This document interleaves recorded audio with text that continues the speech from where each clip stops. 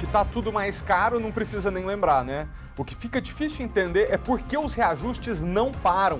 Todo mês a gente sente uma leva de remarcação de preços. Quem viveu a era da hiperinflação no Brasil, que foram anos de desespero porque do dia para a noite o dinheiro não valia mais nada, agora teme que o monstro do descontrole de preços volte a humilhar a população. Mas tem luz no fim do túnel, né? Foi aprovado na Câmara Federal um projeto que muda o cálculo do ICMS nos combustíveis para reduzir a variação de preços nas bombas. A gente vai entender os próximos passos deste projeto e quando será que o consumidor finalmente será beneficiado. As chuvas chegaram e trazem o alerta. Motoristas, cuidado! Kátia Gomes. O DF é conhecido pelas vias rápidas, quase sempre de 60 e 80 km por hora. É preciso ter prudência ao volante. E por isso, daqui a pouquinho, nós vamos relembrar as dicas de segurança para evitar acidentes. É ainda hoje nesta edição. Obrigado, Kátia. Justiça mantém prisão de policial militar acusado de participar de estupro coletivo de mulher de 25 anos de idade. A vítima diz ter sofrido 8 abusos em 6 horas e que ficou amedrontada porque o PM estava armado. Num registro chocante, outro policial militar espanca, enforca e aponta a arma para uma empresária. Tatuzinho.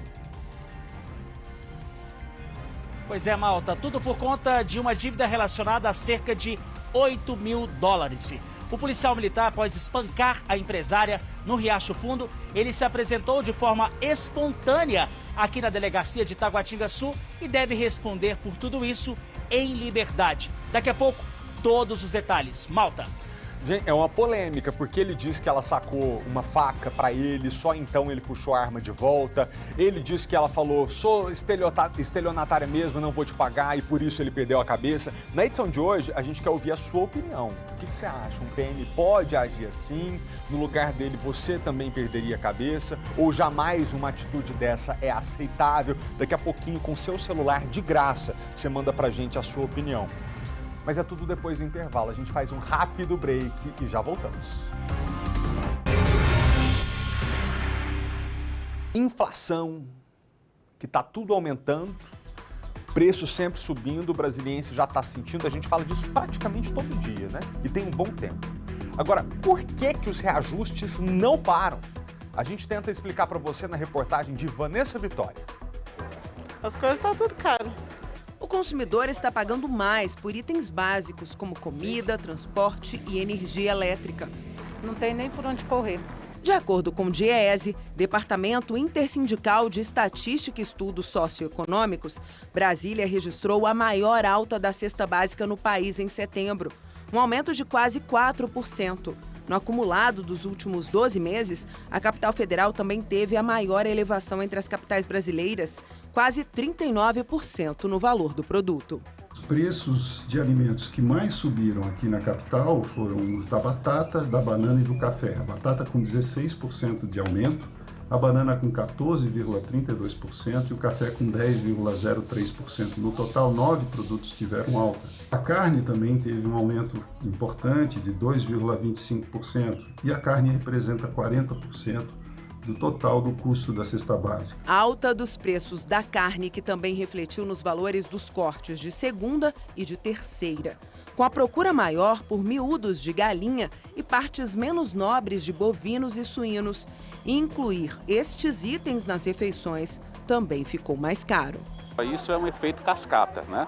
Vem no bovino, depois no suíno, depois nas aves, nos peixes. Isso é uma consequência. No supermercado, a vontade é de encher o carrinho. Mas se o consumidor fizer isso, a conta não fecha. E aí é preciso fazer um verdadeiro malabarismo para poder conseguir sair sem ser de mãos vazias, já que o salário não acompanha as altas constantes dos preços. De acordo com o DIEESE, o mínimo necessário para manter as despesas seria de R$ 5.567, ou seja, pelo menos 5 vezes o valor atual do salário mínimo, que é de R$ 1.100. Neste supermercado, as remarcações de preços passaram a ser constantes.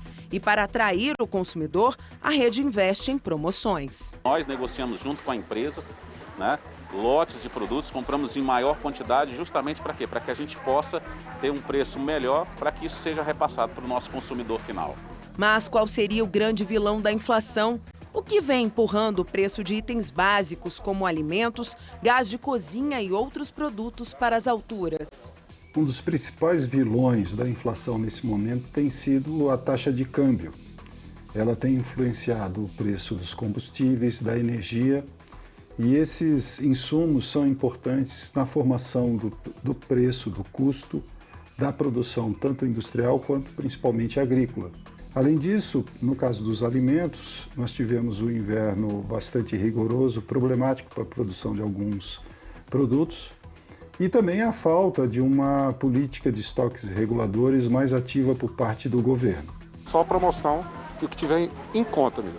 Procuro diminuir sempre a quantidade, só vou levar o que é necessário em si. É difícil, né, amigo? A fome mata, a fome desespera. E uma realidade muito triste aqui do nosso país é que tantas vezes a gente vê latrocidas, homicidas, estupradores, criminosos muito perigosos na rua, beneficiados pela lei, e aí você vai olhar dentro da cadeia, tem gente que está presa porque cometeu crime, porque estava passando fome.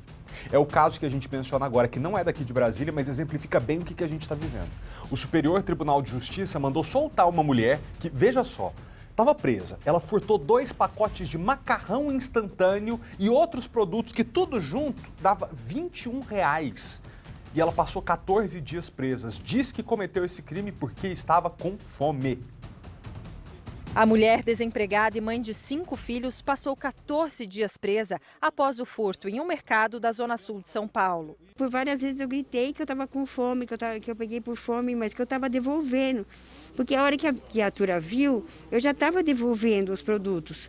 O Tribunal de Justiça de São Paulo já havia negado o pedido de habeas corpus. Na decisão atual desta quarta-feira, o ministro Joel Paciornik, do Superior Tribunal de Justiça, aplicou o princípio da insignificância do delito por conta do valor baixo dos produtos e por ser um furto para saciar a fome. Pedi perdão para minha mãe, porque minha família é muito honesta, eles odeiam esses negócios de roubo, de tudo. E eu vou pedir muito perdão para ela, eu vou abraçar meus filhos, vou beijar muito meus filhos, se Deus quiser, jantar com eles, dar banho neles e dormir. É justo? Não é justo. Quantas vezes a gente se revolta aqui no jornal e assiste, por exemplo, menores de idade que cometem atrocidades, vão para a delegacia e saem imediatamente. Outros tantos, por exemplo, os criminosos que esfaquearam o nosso colega, o Magno, que ainda está se recuperando de uma facada e que se beneficiaram da lei, um roubou a mão armada, logo estava solto, e essa mulher, mãe de 5 filhos, desempregada, passa 2 semanas presa porque roubou 2 pacotes de miojo e outros produtos que juntos davam R$21. Hoje, com R$21, você custa botar 3 litros de gasolina no seu carro. E por conta de R$21, essa mulher ficou presa. Isso não é justo. A gente tem sentido os reajustes em tudo e também, como eu acabei de falar, no preço dos combustíveis. Tá para ser sancionado pelo governador Ibanez Rocha um projeto que reduz o ICMS de forma escalonada a partir do ano que vem. Somado a isso, ontem foi aprovado um projeto na Câmara dos Deputados, lá na Câmara Federal, que vai mudar o cálculo do imposto para tentar diminuir as variações no preço. Vamos entender. A sensação na hora de abastecer é que a cada semana o preço do litro é uma surpresa. O último reajuste da Petrobras, há menos de uma semana, já está sendo repassado ao consumidor nos postos do DF. Virou bagunça, ninguém mais controla esses aumentos aí, toda hora está aumentando. Vou ter que trabalhar mais para poder tirar essa diferença aí, né? O imposto do governo federal sobre o combustível, sobre a gasolina, ele é fixo. Independente do aumento do preço, ele é 0,89 centavos. Aí todo mundo sabe que num preço de gasolina de 7,089 é do governo federal. Então ele ganha ou perde de acordo com o consumo do produto. Não há essa versão de dizer que os estados vão perder recursos. Não. Eles vão deixar de ganhar sempre. A principal mudança é que o ICMS teria um valor único em todo o país pelo período de 1 ano e seria calculado com base na média dos preços dos últimos 24 meses. Hoje, o imposto é definido considerando os 15 dias anteriores. Nós temos uma expectativa real dessa estabilização dos preços, que poderá levar uma redução de 8% no litro da gasolina, 7% no litro do etanol hidratado e 3,7% do diesel. Então, é uma boa redução, né? É uma coisa que vai influenciar muito no bolso do consumidor. Esse projeto aí lá da Câmara Federal, quando entrar em vigor, né, se for aprovado, passar por todo o trâmite, aqui pro governo do Distrito Federal, a perda, na verdade tem gente que fala perda, mas na verdade é deixar de ganhar, né, o valor, no fim das contas, seja qual for o termo, é de 600 milhões de reais a menos por ano. Mas segundo o presidente do Sindcombustíveis do Distrito Federal, Paulo Tavares, com esse projeto lá aprovado, pode ser que a gasolina baixe até 60 centavos por litro aqui no Distrito Federal. A proposta segue agora para votação no Senado. Agora, falando em trânsito ainda, mas não do combustível e sim da chuva, a gente está com um clássico aqui, o aumento dos acidentes de trânsito nessa época do ano, porque começou a chover. Gente, tem que ter muito cuidado, porque o óleo que ficou acumulado na pista, quando chega essas primeiras chuvas, aquilo ali vira um sabão.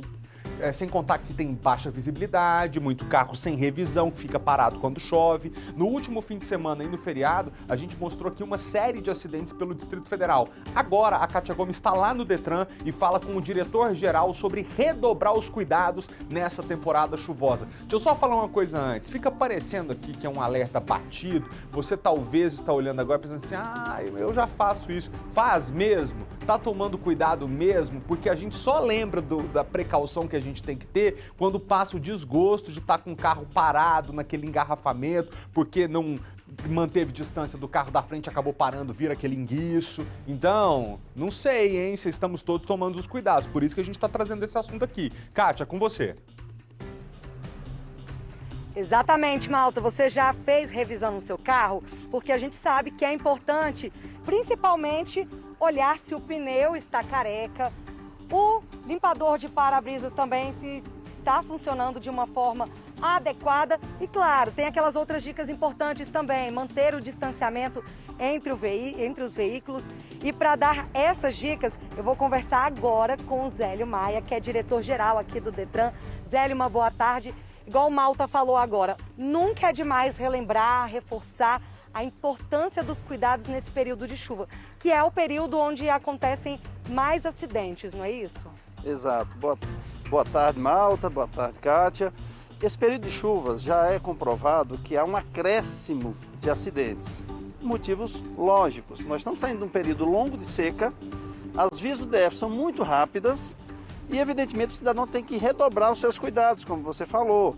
O pneu careca. Se o pneu estiver careca, vai ocorrer a famosa aquaplanagem, o que vai gerar acidentes. Você tem que fazer as revisões básicas. Eu costumo dizer que você tem que se proteger, mas proteger também os outros carros, os pedestres, os ciclistas. E são cuidados simples. Por exemplo, quem nunca ficou com o carro embaçado, não é isso? Uma medida simples, liga o ar-condicionado, abre um pouquinho a janela, faça as revisões normais, exatamente para evitar o quê? Que o freio não funcione. E na água, o freio tem que estar muito bem calibrado, porque senão você não vai ter a resposta necessária. E outro detalhe, esse eu considero, Kátia, o mais importante: mantenha uma confortável distância do veículo da frente. Se normalmente você mantém uma distância de 20 metros, mantenha 40, porque isso vai dar tempo para você frear. A frenagem, Kátia, no período de seca, a resposta é bem mais rápida do que no período de chuva. E nesse início de chuva, principalmente, aqui no DF nós temos uma característica: nós ficamos um grande período sem chuvas na nossa estiagem clássica. E isso acumula uma camada de óleo, fuligem. E quando dá as primeiras chuvas, todo mundo já sabe, é o asfalto sabão do Distrito Federal. E contra isso, não há o que fazer a não ser redobrar os cuidados. E se a pessoa passar naquela poça d'água ali, tem uma técnica, não tem? Exatamente. A poça d'água é um grande problema. Primeira coisa, o pneu tem que estar bem conservado. Por quê? Porque pneu que não esteja com as ranhuras na medida adequada é convite para você aquaplanar naquela poça. Mas, independentemente disso, se o seu pneu estiver novinho, diminua a velocidade, reduz a velocidade, que isso vai auxiliar você em reduzir a possibilidade de acidentes. Passa na primeira marcha, no máximo na segunda, né? Não pode ficar trocando de marcha se você estiver dentro de uma poça grande d'água. Se você estiver numa poça realmente grande, a primeira orientação é: pare o seu veículo, engate a primeira e passe com tranquilidade naquele local. Se tiver uma poça muito grande que você tenha dúvidas se vai conseguir vencer aquela poça d'água, espere 10 minutos, 5 minutos. Não é 5 minutos menos ou 10 minutos menos que vai atrapalhar a sua vida. Pode sim atrapalhar a sua vida se você tentar passar onde a água está muito elevada e vier a prejudicar o seu dia, o seu veículo, e pode até trazer uma pane ao seu veículo. E é passível de multa se o Detran flagrar com várias irregularidades, né, prejudicando o motorista e até o outro motorista. Exatamente. Todas esses cuidados, na realidade, nós estamos aqui apenas dando a orientação para você cumprir. Por quê? Porque andar com pneu fora dos padrões das especificações técnicas gera multa. Por quê? Porque isso coloca em risco não só você, como toda a sociedade. Tá certo então, Zélio. Tem mais alguma dica importante que eu não perguntei? Não, só apenas isso e cuidado, principalmente se você for viajar. Essa é uma dica que nós sempre damos, não é isso? Porque a nossa função aqui é orientar o cidadão para preservar vidas. Portanto, se você for viajar, faça um checklist completo em seu veículo. Porque, repito, é comprovado que no período de chuvas aumenta substancialmente a quantidade de acidentes. Tá certo então, Zélio, muito obrigado pelas informações. Então é isso, malta, todo mundo em casa, fazendo a revisão do veículo, né? Período de chuva já está aí aqui em Brasília, como ele disse, a pista vira sabão. Volto com você. Obrigado, Kátia, é isso. 2 dicas para você lembrar de hoje, além da manutenção, primeira delas, reduza a velocidade. Aqui no Distrito Federal a gente anda sempre muito rápido, lógico. A maioria das vias são de 60 a 80 km por hora, a gente tem um costume de andar rápido. Agora na chuva é hora de diminuir um pouquinho para você prestar atenção no trânsito. Segunda coisa, manter a distância do carro da frente, porque você nunca sabe quando é um maluco que vai parar do nada, aí você vai se envolver num acidente porque não conseguiu manter distância e não pôde frear. Aí a pessoa sai do carro, a culpa até que é dela, né? Porque freou sem avisar, é um mau motorista, um barbeiro, mas quem é que paga o pato? Você que estava atrás. Ainda sobre trânsito, acidentes na via leste de Ceilândia estão se tornando cada vez mais comum. No último fim de semana, 2 colisões chamaram muita atenção. Um veículo invadiu uma barbearia e outro ficou na vertical depois de capotar. Nas imagens da câmera de segurança, o momento exato do acidente. A vítima, uma mulher de apenas 21 anos, atravessa a pista. Logo atrás, o filho, uma criança de apenas 4 anos, sai correndo. A mulher volta para buscar a criança. É nesse instante que os dois são atropelados em cheio por um motociclista. Mãe e filho foram arrastados por cerca de 50 metros. A mulher chegou a ser socorrida, mas acabou não resistindo e morreu. A criança, apesar do susto, sobreviveu e passa bem. Veja só este outro flagrante. Aconteceu na QNM 6/8, na Via Leste de Ceilândia.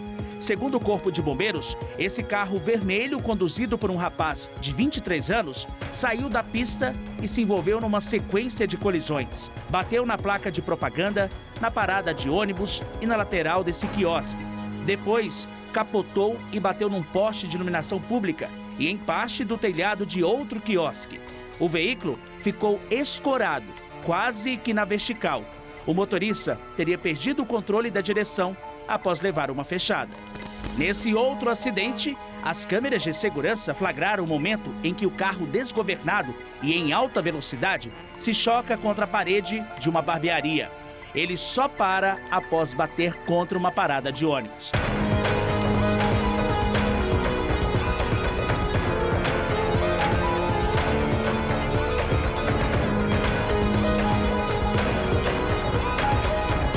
Todos estes flagrantes aconteceram na Via Leste, uma das mais movimentadas da maior cidade do DF, Ceilândia. Quem mora por aqui ou passa pela região reclama do número crescente de acidentes. Eu que moro ali, mas principalmente quem mora aqui, mais próximo aqui da Via Leste, né?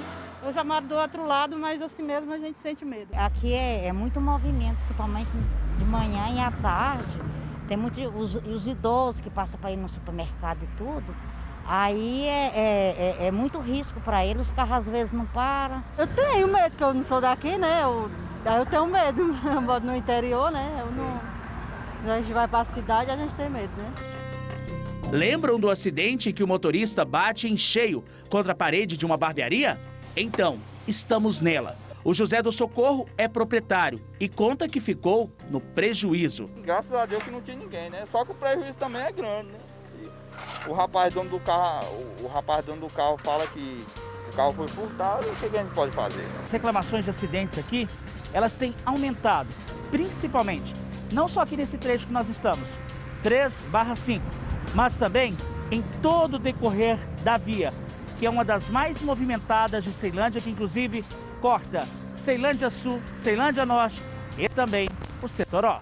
Para o Wendel, líder comunitário da região, a Via Leste, a cada dia que passa, está mais insegura. A gente, inclusive, está muito preocupado com essa questão desses acidentes aqui. Às vezes, a grande preocupação com as faixas de pedestres, que os automóveis não param.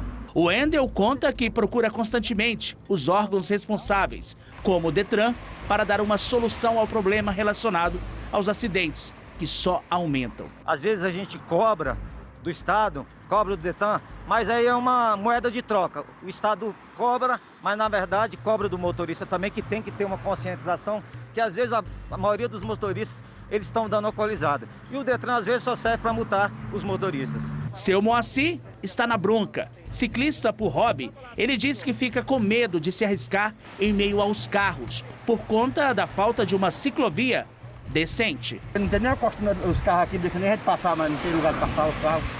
Todo o estacionamento todo, entendeu como é que é? Aí vem pela ciclovia aqui, tá tudo detonado. Estamos num dos locais mais perigosos aqui da Via Leste, a 8 da Norte.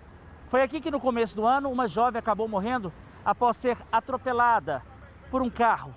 Ela tentou correr atrás do filho, mas ela acabou não resistindo e morreu. Aqui, após essa tragédia, o Detran instalou essa faixa de pedestres. Mas só que veja só, eu vou tentar aqui parar para tentar atravessar de um lado para o outro.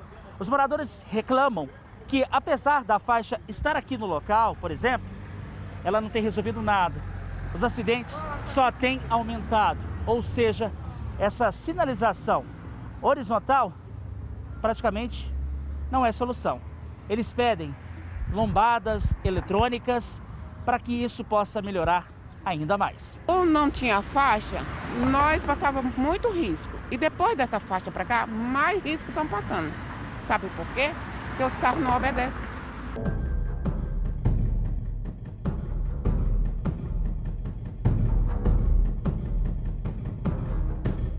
Obrigado, viu, pessoal de Ceilândia, por ter participado da reportagem e contado pra gente o que vocês estão vivendo aí. E ao Paulo Vitor Tatuzinho, que foi lá ouvir a população.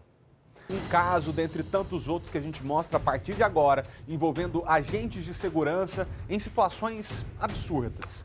Nesse primeiro caso, um ex-policial militar de Goiás. O ex-PM bebe, briga e atira contra pessoas em um bar. Diretor, vamos ver as imagens aí, por gentileza. Foi Ceilândia ontem à noite, um bar que fica na QNP 13. O senhor de 30 anos, que não teve o nome revelado, estava no estabelecimento quando uma confusão começou com as outras pessoas que estavam lá. A gente não sabe a motivação do crime, mas isso pouco importa agora, né? Depois dessa briga que você vê agora na tela, esse ex-PM foge do local. Mas segundo informações da polícia, ele deixou um revólver calibre 38 cair no chão. Ele foi em casa, buscou outra arma, uma pistola calibre .380, voltou para o bar e atirou nas pessoas que estavam lá. Acabou sendo preso em flagrante. A polícia não passou imagens desse momento, da prisão, mas informou que no momento do flagrante ele estava com a arma carregada. Que perigo, hein? O investigado vai responder pelos crimes de porte ilegal de arma de fogo, bem como pelo crime de disparo de arma de fogo. Mais um caso. Cenas chocantes agora em Águas Claras. Uma cobrança de dívida teria acabado nas cenas lamentáveis que a gente vai ver. Um policial militar espanca, enforca e saca uma arma, que parece que é um simulacro, para uma mulher. O Paulo Vitor Tatuzinho tá nessa cobertura, você já começa a ver as imagens aí na tela ao vivo. Esse é o policial militar, esta é a empresária que estava devendo, segundo informações às quais a gente teve acesso, R$40 mil para o policial militar. E a cobrança de dívida terminou desse jeito aí. Tatuzinho tá na cobertura desse caso desde o começo da semana e explica pra gente. Tatu, que confusão foi essa com você? Pois é, Malta, boa tarde para você, a todos assistindo ao SBT Brasileiro, primeira edição no DF no Entorno. Que caso, hein? Esses vídeos foram parar nas redes sociais e mostram exatamente o momento em que o policial chega até o escritório da vítima, uma empresária no Riacho Fundo, para cobrar uma dívida de cerca de R$40 mil. Ali, segundo informações, a empresária fala com ele no vídeo que quer uma renegociação, ou seja, para que ele possa parcelar essa dívida, para que ela possa pagar de forma parcelada, porque ela não teria esse valor total de R$40 mil. O policial, segundo informações da vítima em boletim de ocorrência, ele fica exaltado, nervoso. É ali que ele acaba enforcando a empresária na primeira vez. Depois, ele acaba puxando ela pelos cabelos, arrasta ela para uma outra sala. Ali ele acaba dando aquele famoso golpe mata-leão, joga ela no chão, puxa os braços dela para trás e continua as sessões de tortura. Até que, segundo relatos e informações, é possível ver até no vídeo, ele teria sacado de uma arma, uma pistola e apontado, ameaçando a empresária. Após todas essas cenas de violência, o policial, segundo informações, um sargento lotado no batalhão de Águas Claras, ele vai até a mesa do escritório da empresária, pega alguns pertences, entre eles alguns dólares, um talão de cheque e também, segundo informações, uma joia, um diamante avaliado em cerca de R$15 mil. Ou como terminou essa história? A vítima, ela preocupada, abalada, procurou a Polícia Civil, no caso a 29ª DP da região do Riacho Fundo 1, para registrar uma ocorrência e contar a versão dela, inclusive alegando de que dentro da casa, dentro do escritório, esse policial teria levado alguns pertences, esses pertences que eu falei, cerca de R$2 mil, um talão de cheque e também essa joia, o diamante de R$15 mil. Já no mesmo horário, praticamente, Malta, o policial, após ser flagrado nessas imagens, ele procura aqui a 21ª DP, que fica na região de Taguatinga Sul. Aqui, por volta de umas 5, 6 horas da tarde, esse PM, sargento de Águas Claras, ele acaba dando a versão dele. Ele alega que estava já tentando receber da empresária essa dívida no valor de R$40 mil há cerca de 2 anos. Foram várias tentativas de negociar, de não negociar, até que ele partiu, ele acabou excedendo ali por parte das agressões. Inclusive, ele, após vir aqui procurar a polícia de forma espontânea, ele foi ouvido pelo delegado, apresentou a versão dele, ele assinou um termo, veio aqui e deixou aqui a delegacia para responder toda essa questão, toda essa confusão em liberdade, após essas imagens flagradas por câmera de segurança no escritório dessa empresária. Ela que trabalha no ramo de agência de turismo, de outras áreas também, ali no Riacho Fundo, viu, Malta? Ô, Tatuzinho, deixa eu falar aqui um negócio. Enquanto eu falo, diretor, eu queria que você colocasse a imagem aí na tela, mas como a gente sempre gosta, eu quero chamar agora a sua participação, para saber o que nós, que estamos aqui juntos agora ao vivo no SBT Brasília primeira edição, pensamos sobre os vários assuntos que a gente traz. É legal porque esse QR Code que começa a aparecer na tela já agora, ó, já está na tela para você. Só quem está vendo esse QR Code é quem está agora assistindo ao nosso jornal ao vivo. Aí talvez você esteja aí na sua casa pensando o seguinte, o policial militar tá certo, não, tá errado, a mulher tá certa, a mulher tá errada. E aí eu tenho certeza que você também fica curioso para saber se as pessoas pensam igual a você e se elas pensam diferente. Então a gente tira essa dúvida agora. Aponta a câmera do seu celular para a tela e responda. O que você acha da atitude do policial militar? Você acha que ele só se defendeu? Que diz ele que a mulher puxou uma faca, que iria agredi-lo, que por isso ele se exaltou. Você acha que se estivesse aí no lugar dele, também perderia a cabeça ou não? Você avalia que um policial militar jamais pode agir dessa maneira. Daqui a pouquinho, a gente vê juntos o resultado. É simples, aponta a câmera do seu celular para a tela, nesse QR Code, você lê, vota e a gente já começa a ver a enquete daqui a pouco já. O Tatuzinho conseguiu conversar com o policial militar que aparece. Você conseguiu, Tatu, conversar com o policial militar que aparece nas imagens? Olha, Malta, nós tentamos ligar para ele por telefone, não conseguimos por meio de ligação.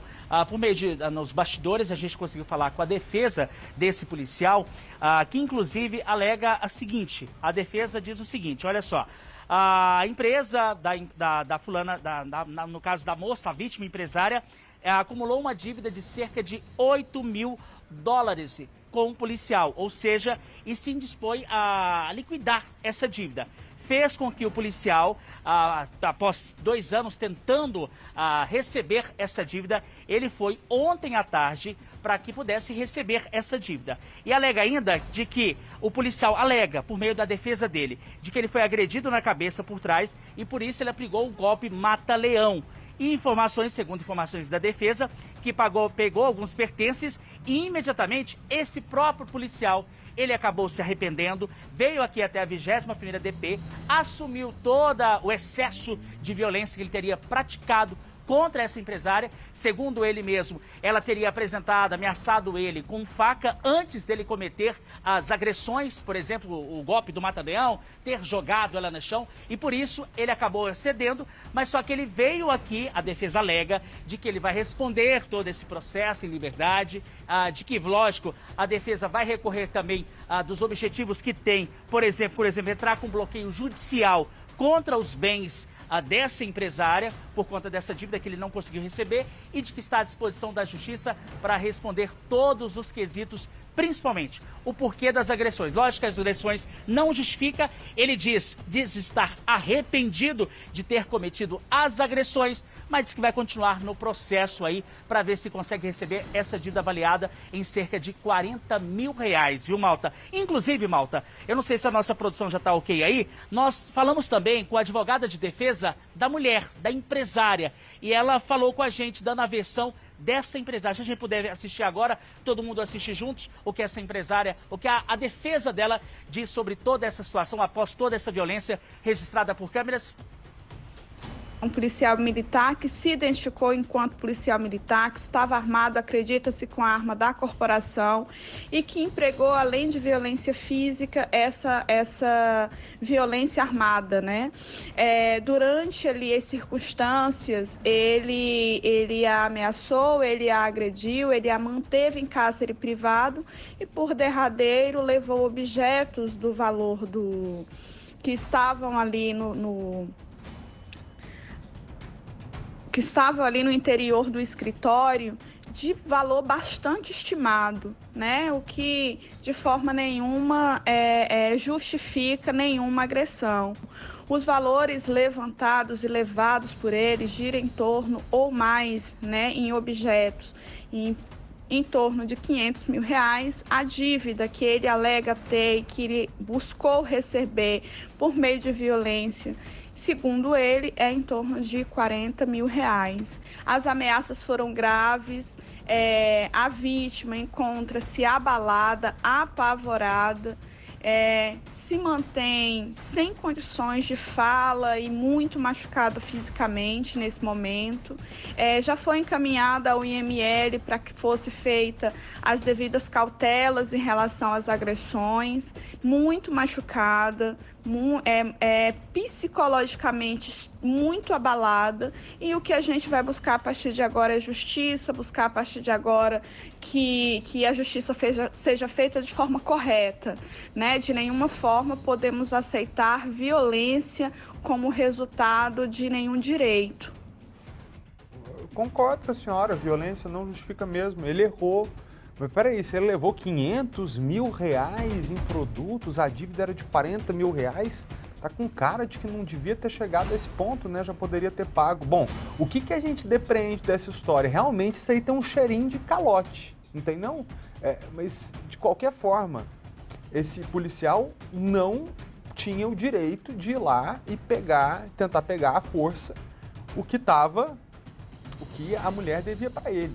Então tem um jeito de calote, mas será que o policial militar poderia ter agido daquela forma? Se fosse você no lugar dele, você perderia a cabeça? Mas será que um policial militar que é treinado pelo Estado para lidar com situações limite, esse tem o direito de agir dessa forma? Com a gente ao vivo está Milena Câmara, que é membro da Comissão de Segurança Pública da OAB-DF. Milena, obrigado pela sua participação, por nos ajudar a esclarecer esse tema e quais são as questões que envolvem um policial militar que de vítima passa a atuar como algoz, né, porque usa da violência para cobrar uma dívida. O que você acha? Um policial militar poderia ter chegado a esse ponto? Boa tarde para você e obrigado por ter vindo. Boa tarde, Felipe. Boa tarde a todos que nos acompanham. Realmente é algo muito triste o que tem acontecido, essa violência em todas as cidades, em todas as comunidades, principalmente dentro do Distrito Federal, ocasionada por policiais. É algo que realmente tem entristecido a população e tem deixado a população de forma vulnerável, insatisfeita e preocupada, porque essas violências realmente causam muita insegurança na população que deveria estar sendo protegida, amparada por um corpo eficiente policial e não está recebendo o devido amparo. Milena, você acha que um policial que agiu dessa forma dentro da corporação, ele já foi afastado das funções de policiamento? A partir de agora, você que conhece do processo de punição ou, em última instância, de exoneração, de saída da polícia militar, como que a PM, como corporação, tem que agir? Acredito que a Corregedoria da Polícia Militar do Distrito Federal já está fazendo o devido acompanhamento deste caso. Nós também da Segurança Pública, da Comissão de Segurança Pública da OAB do Distrito Federal, vamos acompanhar de perto essa atrocidade que aconteceu com essa senhora. De fato, nenhuma dívida pode ser paga com violência. Nós vemos também o adoecimento dos policiais, nós vemos o que tem acontecido na nossa sociedade. Eu vejo que é algo relacionado à forma com que a nossa sociedade encara a agressão. A agressão ela tem que ser coibida, inibida de todas as formas. Acredito que nós devemos pensar também no lado desse policial. Muitas vezes nós sabemos que o nosso aparelho do Estado não dá as devidas condições para que o policial também desenvolva as suas atividades de forma adequada, ali aquela insegurança financeira, a falta de reconhecimento pela própria corporação, o desvio ali de um superior hierárquico que às vezes trata os policiais de forma equivocada, a desvalorização moral também que as pessoas sofrem. Então, assim, pesquisas de institutos americanos que fazem esse nível de aferição do grau de estresse dos policiais militares dentro dos Estados Unidos, por exemplo, conseguem aferir que os policiais não conseguem em nenhum momento, Felipe, se desligar. Eles não conseguem relaxar nem estando de férias e nem muito menos fora das suas atribuições, porque eles estão sempre com medo de represálias por criminosos que ajudaram a prender, por criminosos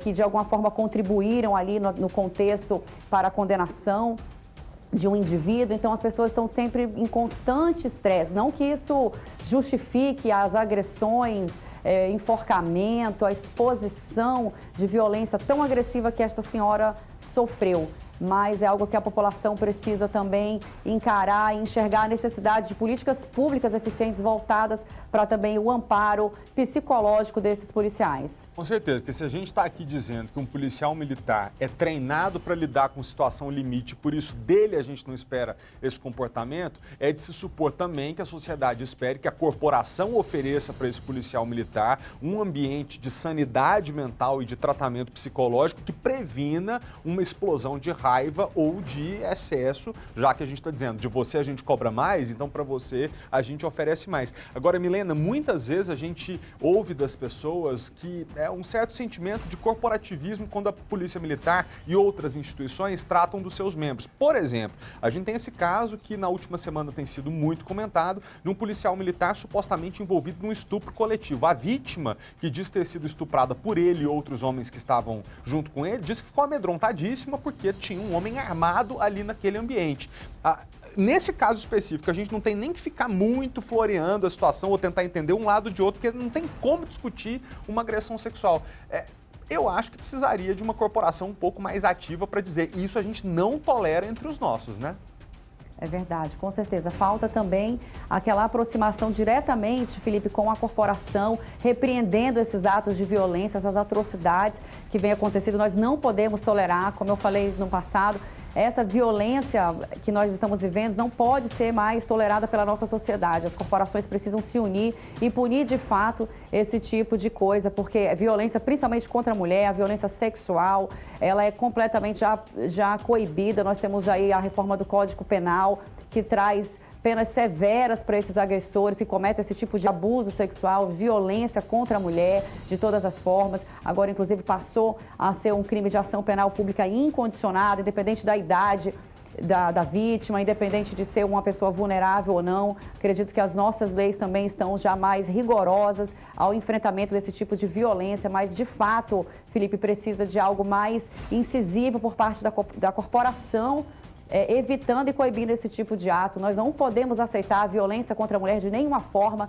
e muito menos vindo de um policial, uma pessoa que poderia estar resguardando a vítima das pessoas. Ele acaba usando do seu armamento, do seu porte de arma, e acaba gerando mais violência e insegurança na nossa sociedade. Hoje eu vejo que as mulheres se sentem muito mais desprotegidas na presença de um policial armado do que protegidas. E isso é algo que realmente é conflitante e gera grande insegurança para nós do sexo feminino e para a sociedade como um todo. Nós precisamos, de fato, coibir. A Comissão de Segurança Pública do Distrito Federal está acompanhando todos esses casos, Felipe, de forma bem incisiva, para que esses infratores, de fato, possam serem indiciados criminalmente e responderem por essas atrocidades. Até porque, Milena, como você disse, se as mulheres não se sentem seguras na presença de um policial militar armado, a coisa está muito errada mesmo. E a gente precisa punir esses casos específicos que surgem, porque,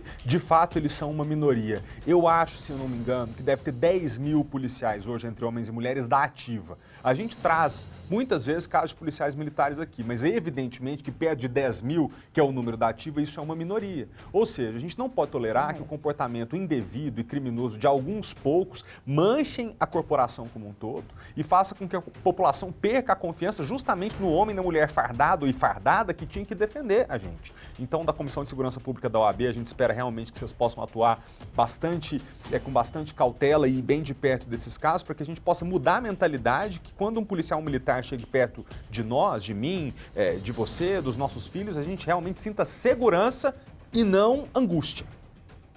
É de fato isso que nós estamos buscando, trabalhando ali diariamente, buscando essa positividade, buscando essa consciência. Então, para isso, nós estamos pensando em estratégias para tratar as corporações de forma melhor. Nós precisamos valorizar também, acredito que o apelo moral que os policiais estão sofrendo por conta de todos esses casos, abalam também os policiais que têm agido de forma coerente, de forma efetiva, que têm protegido a população. Nós não podemos negligenciar esse outro grupo e tratar eles com melhores salários, incentivos, com possibilidades de elevar a sua carreira através da meritocracia. Nós temos que, de fato, desenvolver práticas diferentes para valorizar os nossos policiais e, assim, esperar com que a nossa população seja tratada com mais dignidade e também receba a segurança que é devida. Lena Câmara, advogada criminalista, membro da Comissão de Segurança Pública da OAB-DF. Muito, muito obrigado pela sua presença. Nossa equipe te elogiou muito, sua participação com a gente aqui foi muito enriquecedora, viu? Até a próxima. Obrigada, até a próxima. Obrigado. Até a próxima. Continuando, depois de 6 meses de investigações, policiais da primeira delegacia deflagraram a Operação Córtex. Tudo para combater vários crimes de estelionato que estavam sendo praticados aqui no Distrito Federal. Segundo o delegado que coordenou a operação, a quadrilha era especializada em falsificação de documentos e lavagem de dinheiro. As investigações começaram em maio. De lá para cá, 8 pessoas foram presas. Na operação desta quarta-feira, participaram 150 policiais civis no cumprimento de 30 mandados de busca e apreensão, principalmente em Ceilândia, Gama e Vicente Pires. Essa operação ela está se desenrolando há cerca de 6 meses aqui na delegacia. E ela versa a respeito de investigações em organização criminosa que pratica diversos tipos de estelionato falsificação de documentos e golpes em geral na praça do Distrito Federal. Segundo a polícia, só no ano passado, essa organização criminosa chegou a movimentar 100 milhões de reais.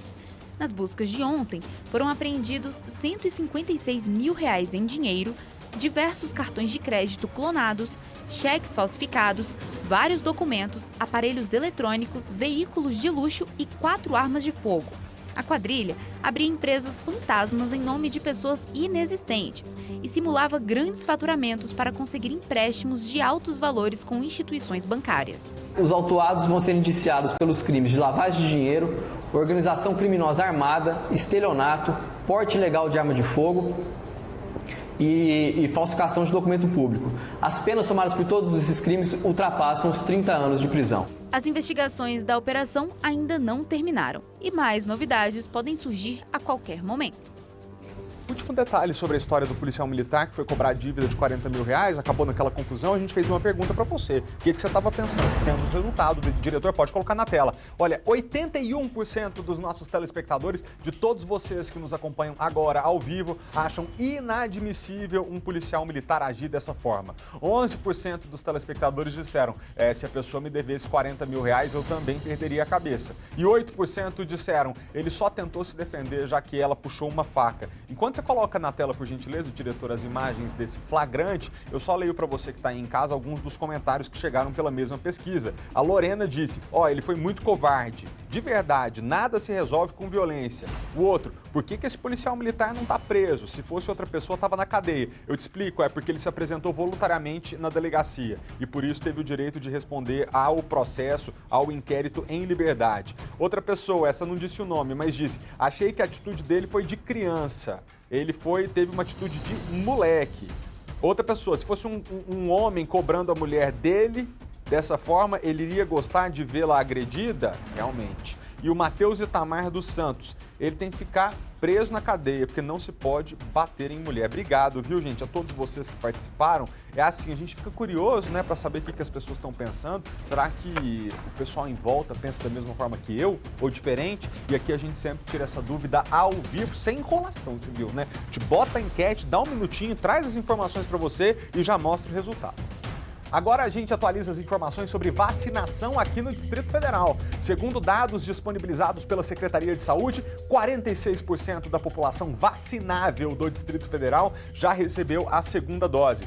Hoje, continua a vacinação normalmente para adolescentes de 12 a 17 anos, para imunossuprimidos, gestantes e puérperas. E também continuam normalmente as doses de reforços para idosos e profissionais de saúde. Para verificar quais postos estão aplicando as vacinas, basta acessar o site www.saude.df.gov.br, é esse que está aparecendo aí na tela. Lembrando que quem vai tomar a segunda dose da AstraZeneca e da Pfizer até o dia 5 de novembro já pode procurar o posto de vacinação e adiantar tudo isso.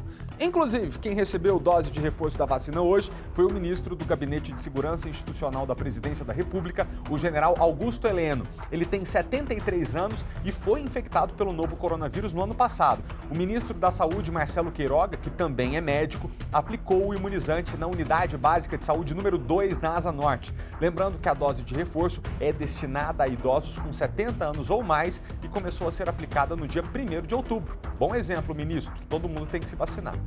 Segundo o último dado do Ministério da Saúde, no Distrito Federal, desde o início da pandemia, mais de 509 mil pessoas contraíram a doença, mais de 500 mil de infectados. E quem teve Covid e conseguiu se curar, uma das queixas mais frequentes dessas pessoas é que o cabelo começou a cair.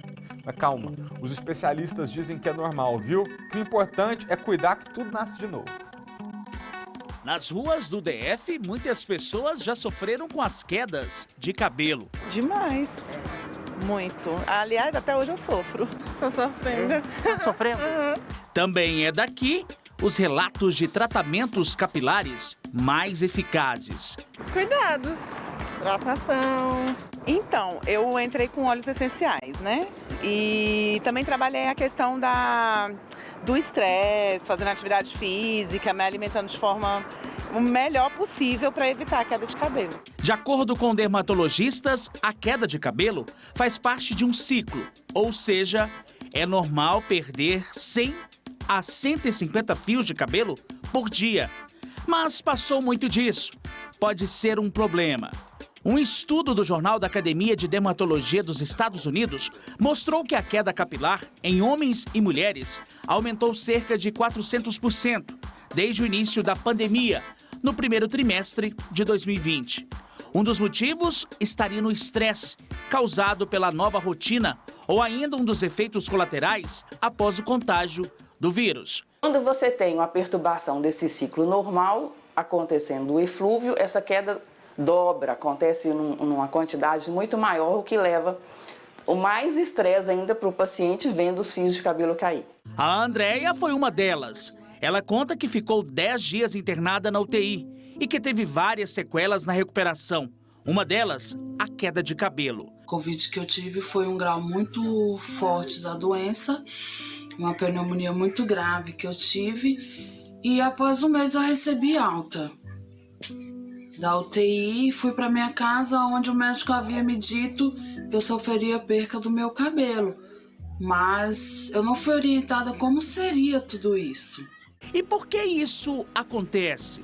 A ligação entre a queda de cabelo acentuada e a Covid-19 ainda não está clara, mas já se sabe que doenças associadas a altas temperaturas do corpo afetam o crescimento do cabelo. Quando a gente é infectado pelo vírus, nosso sistema imunológico ele vai responder. Se a gente não tem uma reserva metabólica suficiente, o corpo vai depletar de outras áreas menos vitais. Então ele vai depletar do seu cabelo e do couro cabeludo para poder pegar esses nutrientes e reparar as regiões que foram danificadas no pós-Covid. Essa dermatologista explica, vai melhorar com o tempo, mas existem muitas alternativas para acelerar essa recuperação. São drogas já amplamente usadas locais e também o minoxidil mais recentemente oral. E além disso você tem os procedimentos, que é o Drug Delivery ou o MMP, que é o que a gente chama de microinfusão de medicamentos, que é uma técnica onde você utiliza dispositivos com agulhas que promovem a microperfurações no couro cabeludo e facilitam a penetração dos ativos. E a gente vem usando também os lasers. É importante frisar que mesmo antes da queda do cabelo, é necessário o paciente já cuidar quando ele vê que os primeiros fios estão caindo. É o caso da Vânia. A Vânia está aqui agora recebendo o começo de um tratamento. Vânia, isso é essencial, né? Sim, muito. Prevenir é melhor do que chegar atrasado, né? E doutora, a queda de cabelo, ela é um reflexo não só depois, mas tem que ver já antes, né? Principalmente se o paciente já tem história pessoal de queda de cabelo. Quando logo pós-Covid, a gente já sabe que normalmente você vai ter essa queda.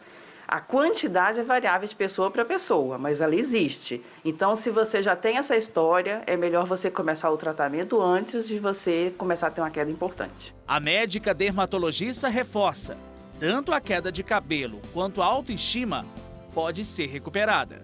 De um jeito ou de outro, a gente consegue melhorar assim, a queda de cabelo e tranquilizar mais o paciente. Graças a Deus. Agora, 12h49, tá distante, eu quase não consegui ler, 12h50. A gente chama de volta ao vivo a Kátia Gomes para falar sobre a reabertura do Na Hora da Rodoviária, lá que ela está. Serviço tão importante, né, pessoal? Ficou suspenso por 3 meses por causa de uma reforma, mas foi importante porque depois de 20 anos foi a primeira vez que o lugar foi reformado. Tem muita novidade e a Kátia Gomes diz pra gente. Kátia, já tá funcionando? Quem for aí hoje já consegue ser atendido? Olha, malta, daqui a pouquinho, viu? Falta 10 minutinhos, só 10 minutinhos para começar o atendimento. Vai começar a 1h da tarde, mas já tem fila aqui na porta do Na Hora, todo mundo ansioso, esperando. Quem precisava de um atendimento, né, durante esses 3 meses, teve que esperar. Olha aqui, o pessoal já está aqui na recepção posicionado, aguardando, né, as pessoas que precisam de atendimento. E esse atendimento vai até às 7h da noite. Amanhã abre no horário normal, começa 8h da manhã o atendimento e vai também até às 7 horas da noite. Aqui, o prédio do Na Hora, ele foi completamente reformado. Eles trocaram o piso, trocaram todos os móveis, modernizaram toda a tecnologia, ou seja, tem computadores novos, né, bem mais modernos. Então, é muito mais confortável. Aqui, nesse Na Hora, tem 14 órgãos. Aqui eu vou pedir para o Edilson mostrar para vocês. Tem Detran, ali atrás tem Codab, tem também bombeiros, o TRE, CAESB, PROCON, ou seja, são vários atendimentos em apenas um local. Então, por isso que o Na Hora é muito importante para a população. Então, um local muito mais moderno. Agora a expectativa é que o atendimento, que já não era demorado, era em média de 15 minutos, né, seja muito mais rápido, né, e agora, claro, também muito confortável. Tem ar-condicionado moderno, né, mobília, tem também aquele distanciamento social que ainda é importante por causa da Covid-19. Então, eles fizeram questão de fazer, né, de uma maneira que as pessoas pudessem ali ter uma distância entre as pessoas. E uma novidade também muito importante aqui é que tem um autoatendimento. Então, a pessoa que não tem internet em casa, né, e não precisa de um atendimento presencial, ela pode vir até aqui ou Na Hora e ela mesma utilizar um computador. Vou mostrar aqui para vocês, pedir para o Edilson mostrar. Olha aqui, olha, autoatendimento. Vai ter um funcionário que vai orientar a pessoa, é só ela vir até aqui, por exemplo, esse computador. Aqui já tem vários serviços, olha, BRB, PROCON, né, a Secretaria de Estado da Mulher. Então, assim, são diversos atendimentos que a pessoa ela pode fazer sozinha, né? Então, muito mais moderno e muito mais confortável. Então, daqui a pouquinho, viu? Faltam 10 minutinhos só, 1 da tarde, já vai começar a funcionar. Malta. Obrigado, Catinha, mas só tem que botar alguém ali para ajudar o povo, né? Se for nesse computador aqui para você ser atendido sozinho, porque se chegar uma pessoa, né, que não está muito acostumada com tecnologia, fica difícil. Obrigado, Kátia, pelas informações, valeu! Ô, gente, agora uma notícia internacional mega interessante. O ator William Shatner, que foi o protagonista de mais uma... Aliás, ele foi o protagonista de mais uma missão histórica na era do turismo espacial. Aos 90 anos, o eterno Capitão Kirk da série Jornada nas Estrelas... Não é da minha época, não. Ele se tornou a pessoa mais velha a viajar para o espaço. Vamos ver. 2, 1. Contagem regressiva para a ida ao espaço numa história real. Seria mais uma viagem do turismo espacial inaugurado há pouco tempo, não fosse um tripulante. I'm in command. Quem não se lembra dele? O Capitão Kirk, da série de TV Jornada nas Estrelas. Na ficção, Kirk comandava a equipe que se aventurava pelo espaço e planetas distantes. Push it right to the edge. O primeiro episódio foi ao ar em 1966. 55 anos depois, o ator canadense William Shatner foi para o espaço de verdade. Ele foi um dos 4 passageiros que embarcaram nesta quarta-feira num voo da Blue Origin, empresa fundada pelo bilionário Jeff Bezos, que está vendendo passeios como este por preços que podem chegar a 14 milhões de reais. O foguete sobe, atinge altura suficiente para chegar à gravidade zero e minutos depois volta à Terra. Jeff Bezos recebeu pessoalmente a tripulação assim que a cápsula espacial pousou numa base do Texas. A viagem desta quarta-feira, a segunda da Blue Origin, fica marcada não só pela presença do eterno Capitão Kirk, mas por outro feito histórico. O ator William Shatner tem 90 anos e acaba de se tornar a pessoa com mais idade a viajar ao espaço. Para William Shatner, que por anos viveu nos estúdios de Hollywood a reprodução do mundo real, o voo desta quarta-feira foi, segundo ele, extraordinário. Tive a experiência mais profunda da vida. Espero nunca esquecer a sensação que tive lá em cima, disse o ator. Oh, Jesus. Não tenho coragem.